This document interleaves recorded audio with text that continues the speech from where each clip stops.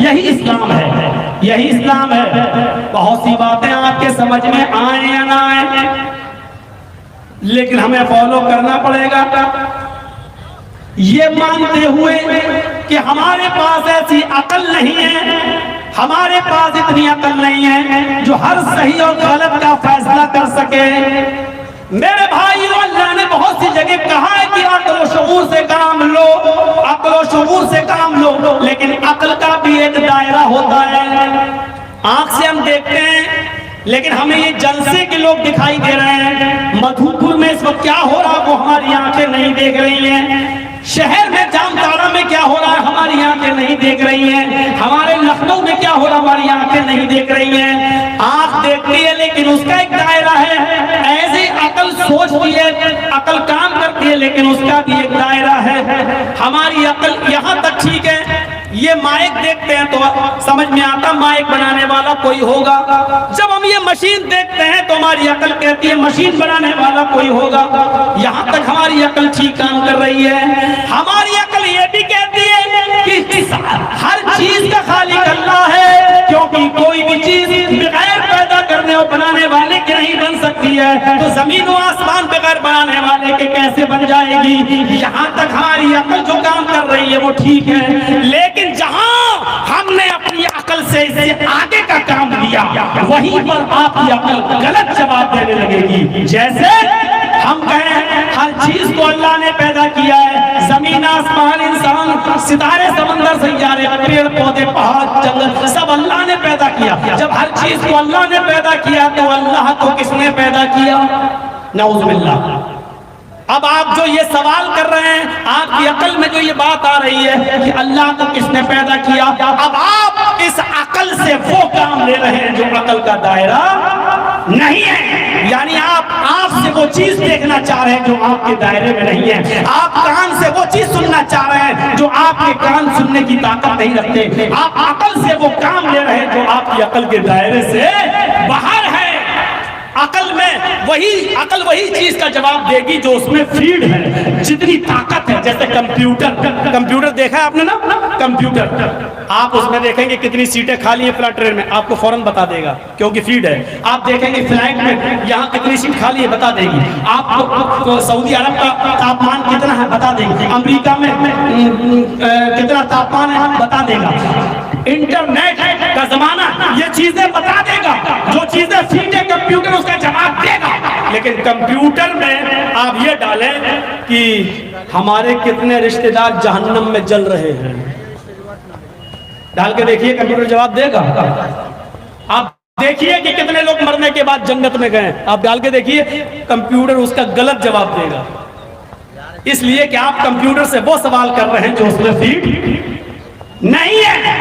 Computer کے out line سے آپ بات کر رہے ہیں، اسی طریقے سے آپ یہ سوال کریں اللہ کو کس نے پیدا کیا، تو آپ ایسا ہی آپ کی عقل بھی غلط جواب دے گی، جیسے کمپیوٹر اس بات کا غلط جواب دے گا کہ جہنم میں کتنے لوگ چل رہے ہیں، آپ کے کتنے رشتہ دار ہیں، آپ کے کتنے بھائی بہن ہیں، غلط جواب دے گا۔ جواب تو دے گا، کمپیوٹر خالی نہیں ہوگا، آپ جب دبائیں گے تو جواب دے گا، لیکن وہ غلط جواب دے گا۔ ایسے ہی جب آپ عقل سے یہ سوال کریں گے تو آپ کی عقل غلط جواب دے گی، جواب تو دے گی لیکن غلط جواب دے گی، اور وہی غلط جواب اسلام کو تباہ و برباد کرتا ہے، وہیں سے پھر دوسرا فرقہ پیدا ہوتا ہے۔ میرے بھائیوں، اس لیے عقل کو اللہ نے آزاد نہیں چھوڑا، جہاں عقل کام کرنا بند کر دیتی ہے وہاں اللہ نے وحی الہی کو رکھا ہے، وہاں اللہ نے جبریل کو بھیجا ہے، وہاں قرآن کی ضرورت پڑتی ہے۔ اب آپ یہ سوال نہیں کر سکتے کہ ایک مرد کو 4 بیوی رکھنے کی اجازت ہے لیکن ایک عورت کو 4 مرد رکھنے کی اجازت کیوں نہیں؟ اب آپ عقل سے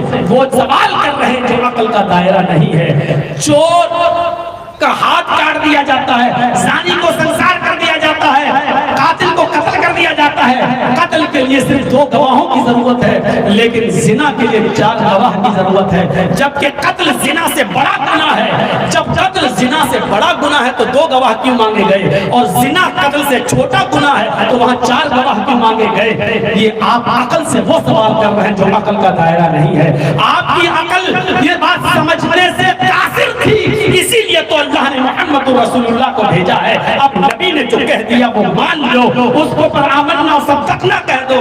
اسی لیے اللہ تعالیٰ نے عقل پر انسان کو نہیں چھوڑا. اگر عقل کے اندر صحیح اور غلط کے سمجھنے کی صلاحیت ہوتی, اگر عقل کے اندر صحیح اور غلط کا فیصلہ کرنے کی صلاحیت ہوتی, تو پھر اللہ تعالیٰ قرآن کو نازل نہیں کرتا, نبی کو نہیں بھیجتا, بلکہ یہ کہتا تمہاری عقل میں صحیح اور غلط کو سمجھنے کی صلاحیت ہے, تمہاری عقل جس کو صحیح کہے اس کو صحیح مانو, تمہاری عقل جس کو غلط کہے اس کو غلط مانو, جاؤ اپنی عقل کے مطابق کام کرو. لیکن اللہ نے عقل کو آزاد نہیں چھوڑا, اللہ تعالیٰ نے عقل کو آزاد نہیں چھوڑا. 800-900 سال پہلے ایک فرقہ اس دنیا میں وجود میں آیا تھا جس کا نام تھا باطنیہ, جس کو کرامتہ بھی کہا جاتا ہے. اس کرامتہ کا ایک بہت بڑا لیڈر تھا, اس کا نام تھا عبید اللہ ابن حسن قیروانی. آئیے عبید اللہ ابن حسن قیروانی نے دیکھیے اس عقل کا کتنا غلط استعمال کیا ہے. اس نے کیا لکھا ہے اپنی کتاب کے اندر؟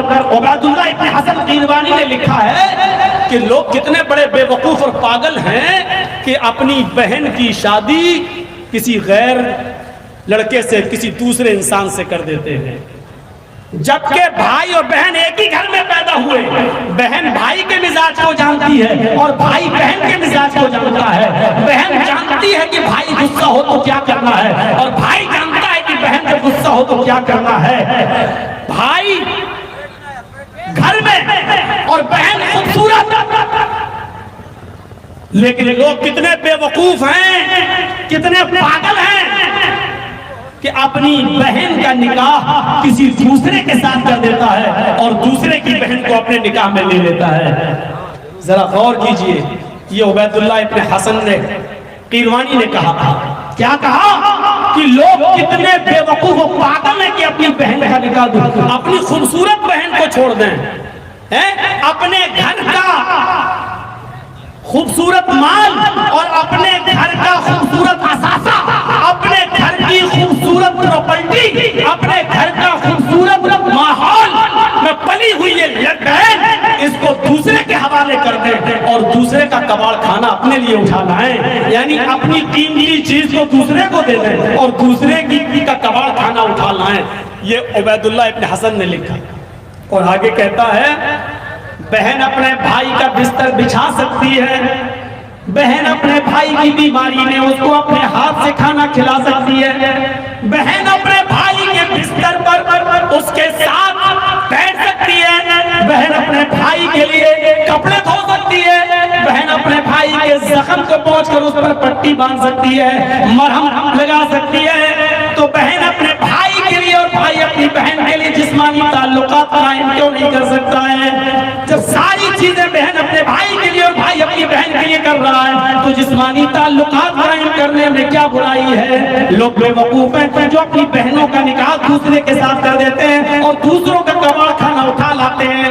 یہ اسی عقل کا نتیجہ ہے. جب اس نے آزاد چھوڑ دیا اپنی عقل کو تو یہ غلط فیصلے. اچھا ایک بات بتائیے, عقلی طور پر مجھے بتائیے, شریعت کے طور پر نہیں. شریعت نے تو بتا دیا کہ یہ رشتے حرام ہیں, لیکن عقلی طور پہ بتاؤ کہ اس نے کون سی غلط بات کہی ہے؟ بھائی بہن ہمارے کپڑے دھوتی ہے کہ نہیں دھوتی ہے؟ بہن ہمارے لیے کھانا پکاتی ہے کہ نہیں پکاتی ہے؟ بہن ہمارے ہاتھ پر اگر پھوڑا پھنسی ہو جائے تو صاف کرتی ہے کہ نہیں کرتی ہے؟ بہن ہمارے لیے بستر بچھاتی ہے یا نہیں بچھاتی ہے؟ عقل کے طور پہ مجھے بتائیے کہ اس میں برائی کیا ہے کہ ایک بھائی اپنی بہن سے نکاح کر رہے ہیں؟ وہ چھوڑ دیجئے, سماج چھوڑ دیجئے, عقلی طور پہ مجھے بتائیے کہ اس میں کیا برائی ہے. یقیناً عقلی طور پر اس میں کوئی برائی نظر نہیں آ رہی ہے, لیکن ہماری عقل کا ایک دائرہ ہے. شریعت کہتی ہے تم غلط سوچ رہے ہو, یہ تمہاری عقل کے دائرے سے باہر کی بات ہے. جب تمہاری عقل یہاں غلط فیصلے کرے گی تو پھر عقل کا دائرہ ختم. اب وہاں شریعت کی ضرورت ہے. شریعت کہتی ہے کہ تم بہن کے ساتھ نکاح نہیں کر سکتے. تم جس عورت کو نکاح میں لائے ہو, ارے اپنی سگی بہن کو چھوڑو, جو عورت تمہاری بیوی بنی ہوئی ہے تم اس بیوی کی بہن کو بھی اپنے نکاح میں نہیں لا سکتے ہو. تم اپنی بھتیجی سے بھی نکاح نہیں کر سکتے ہو, تم اپنی خالہ سے بھی نکاح نہیں کر سکتے ہو. تم اپنی ماں سے بھی اپنی بھانجی سے بھی نکاح نہیں کر سکتے ہو۔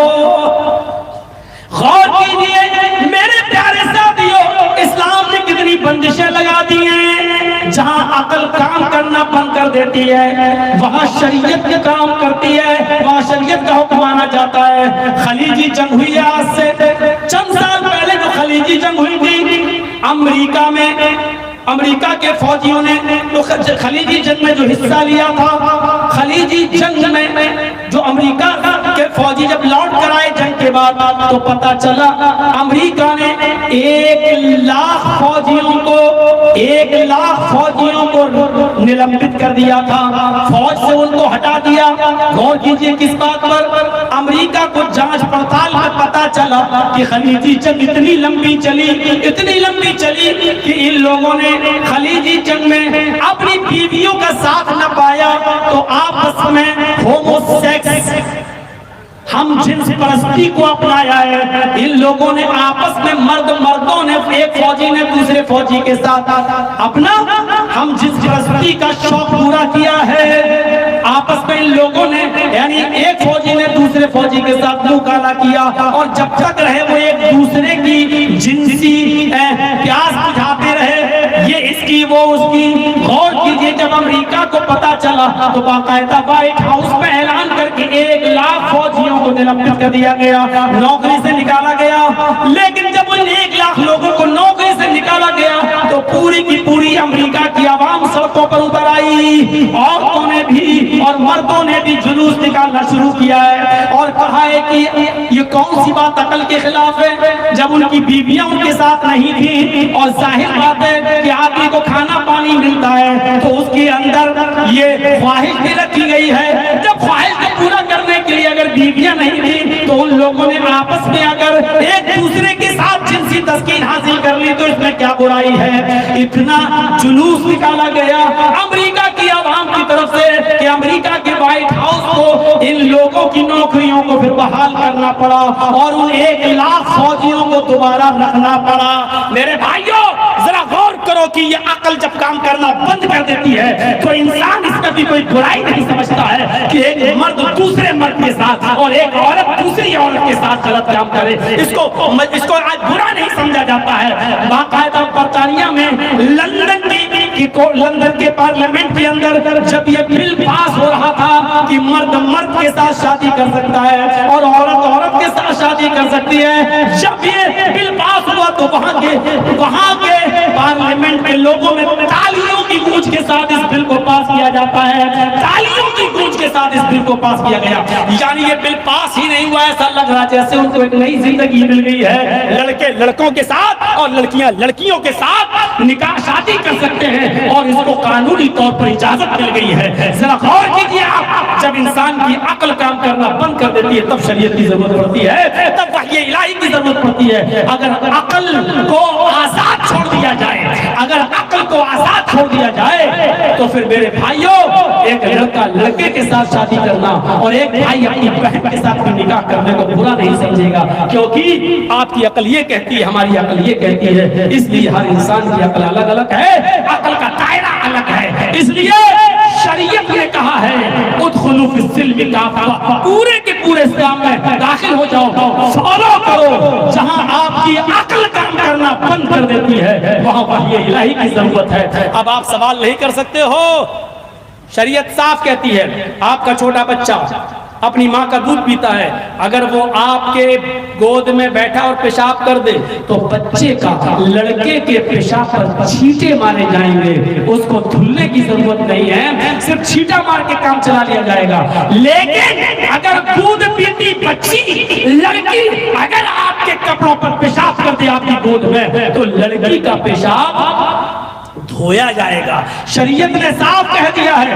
اب آپ کہو لڑکا لڑکی دونوں میں کیا فرق ہے؟ لڑکا بھی پیشاب کرتا ہے، لڑکی بھی پیشاب کرتی ہے۔ اب آپ اپنی عقل سے وہ کام لے رہے ہیں جو عقل کا دائرہ نہیں ہے۔ شریعت نے کہہ دیا ہمیں ماننا ہے، ہماری عقل میں اتنی طاقت نہیں ہے کہ شریعت کے اس مسئلے کو سمجھے. وہ تو آج کی میڈیکل سائنس نے بتایا ہے کہ لڑکے کے پیشاب میں یہ ہے, لڑکی کے پیشاب میں یہ ہے, لڑکی کا پیشاب اتنی اتنی بیماریوں میں سے بسا ہوا ہوتا ہے. اس لیے یہ تو آج کی میڈیکل سائنس نے بتایا ہے. 1400 سال پہلے تو میڈیکل سائنس نہیں تھی. تو میرے پیارے ساتھیوں, ہمیں شریعت کے حکم کو فالو کرنا ہے.